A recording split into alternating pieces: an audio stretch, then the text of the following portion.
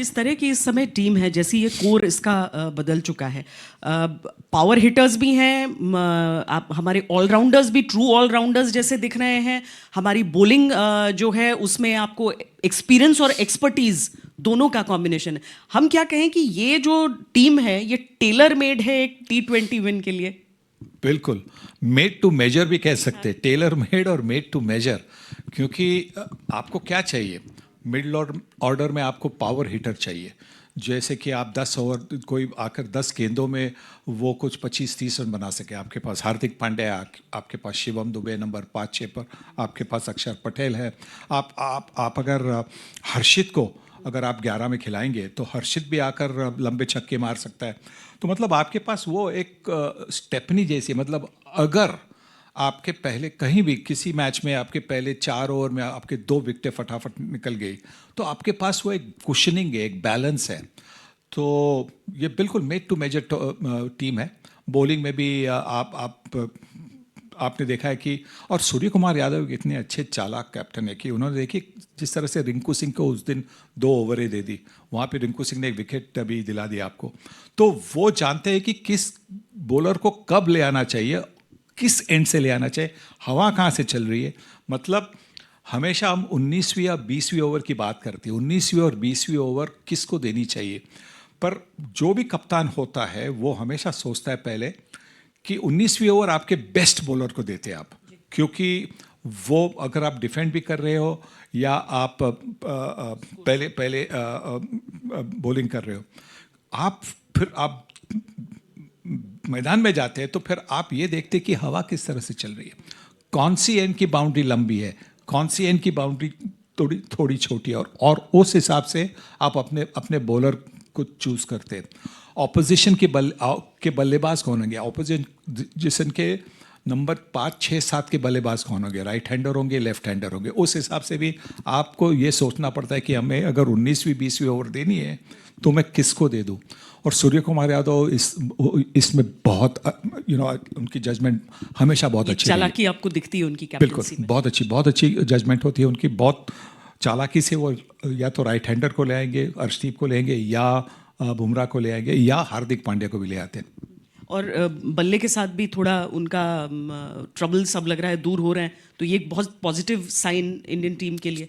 जी बिल्कुल, कोई भी कप्तान, जो भी लीडर हो, अगर वो स्वयं अच्छा करता हो तो फिर उसको जो मतलब कठिन डिसीजन लेने पड़ते हैं कभी कभी, किसको बॉलिंग दे, या मानो कि आपके पास एक बॉलर है जिसका ऑफ डे है और उसको बहुत मार पड़ रही हो, तो उसको क्या उसके पूरे 4 ओवर दे दे कि उसको 3 ओवर पर ही रोके और किसी को दे दे। तो अगर आप खुद रन बना रहे हैं, आप खुद अगर विकेटें ले रहे हैं, तो आप में वो कॉन्फिडेंस बनता है, आत्मविश्वास बनता है कि हाँ मैं ऐसा निर्णय ले लूँगा और उससे कोई प्रॉब्लम नहीं हो सकता है। तो ये जो रन बने सूर्य कुमार यादव के न्यूजीलैंड के खिलाफ, ये भारतीय टीम के लिए बहुत ही अच्छी बात है, क्योंकि अब वो इतने अपने आप में भी कॉन्फिडेंस हो गए।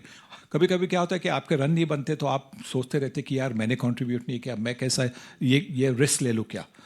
तो उसमें थोड़ा सा आप अब जब हिचकिचा जाते हैं तो फिर आपका जो डिसीजन होना है वो शायद कभी कभी इधर उधर का भी डिसीजन हो बनता है।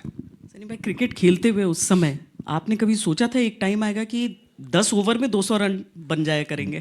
नहीं, कभी सोचा नहीं था। हम अभी 20 ओवर में हम 300 350 की बात कर रहे हैं, क्योंकि देखिए आजकल के जो बल्लेबाज हैं उनमें जो एक काबिलियत है और एक आत्मविश्वास है, वो तो गजब का आत्मविश्वास है। हमने कल देखा होगा, परसों देखा होगा, हमारे जो युवा खिलाड़ी खेल रहे थे अफगानिस्तान के खिलाफ, अफगानिस्तान ने 310 रन बनाए थे, 50 ओवर की मैच थी, 310 रन बनाए थे।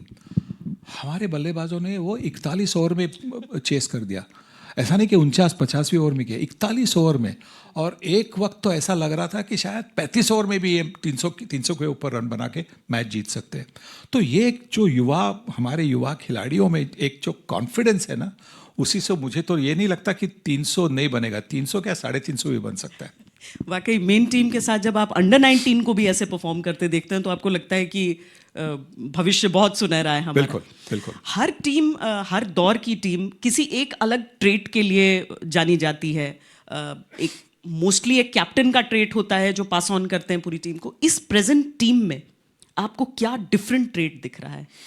मुझे मुझे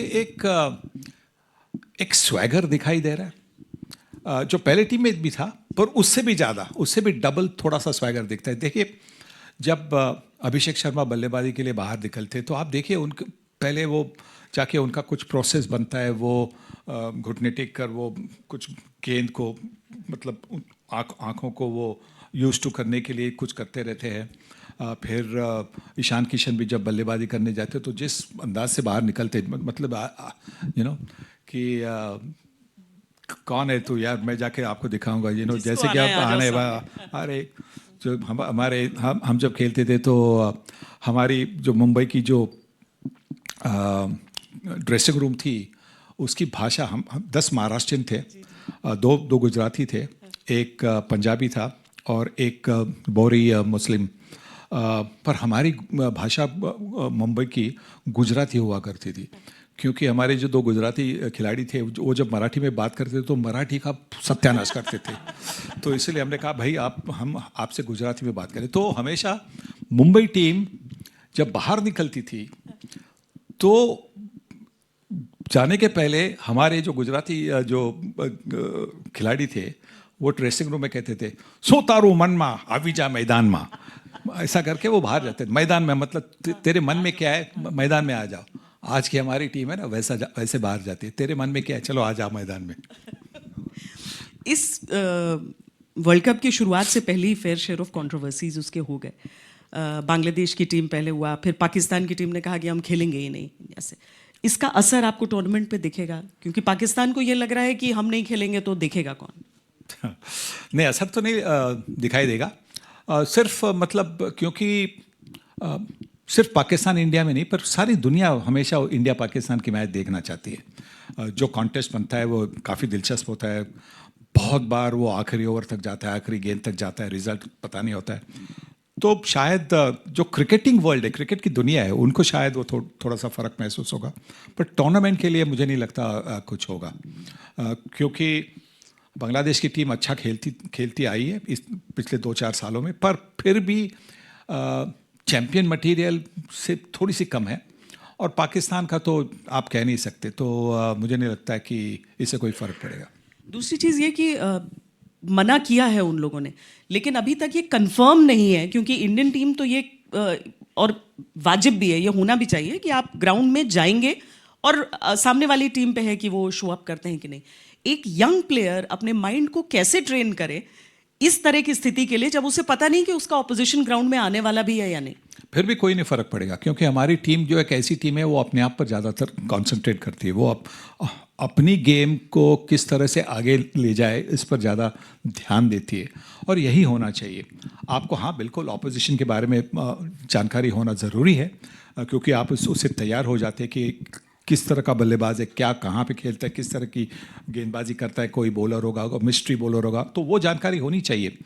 पर आप अपने आप पर ज़्यादातर कॉन्सेंट्रेट करते हैं कि आपकी जो गेम है वो और एक लेवल पर, ऊपर के लेवल पर मैं कैसे ले जाऊं, और इसलिए आपके ऑपोजिशन के बारे में आप ज़्यादा बहुत हाँ सोचना तो पड़ता है, पर अगर हो या ना हो उससे कोई नहीं फ़र्क पड़ेगा, मुझे लगता है।